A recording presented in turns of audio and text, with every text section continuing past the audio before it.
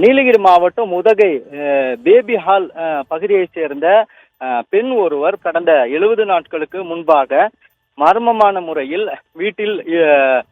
இறந்து கிடந்ததாகவும் இதனைத் தொடர்ந்து உறவினர்களிடம் ஒப்படைக்கப்பட்ட நிலையில் இந்த பெண்ணுடைய மரணத்தில் மர்மம் இருப்பதாக கூறி அந்த பெண்ணின் தாய் மற்றும் தந்தை மற்றும் உறவினர்கள் காவல் நிலையத்தில் புகார் அளித்த நிலையில் 70 நாட்களாக தொடர்ந்து விசாரணையானது நடந்து வருகிறது என்று கூறி அலைக்கழித்து வந்ததாக கூறப்படுகிறது. இதனிடையே பெண்ணின் உடற்கூறு ஆய்வு கிடைக்கப்பட்ட நிலையில் விஷம உடலில் இருப்பதாகவும் மேலும் பெண்ணின் உடலில் காயம் இருப்பதாகவும் கூறி அந்த முதல் அறிக்கையில் தகவல் வந்துள்ளதை அடுத்து அந்த பெண்ணினுடைய மாமனார் மாமியார் மற்றும் குடும்பத்தாரை கைது செய்யாததை கண்டித்து தற்பொழுது உதகை மேற்கு காவல் நிலையத்தை பெட்ரோல்களுடன் பொதுமக்கள் முற்றுகையிட்டு ஆர்ப்பாட்டம் நடத்தி வருகின்றனர்.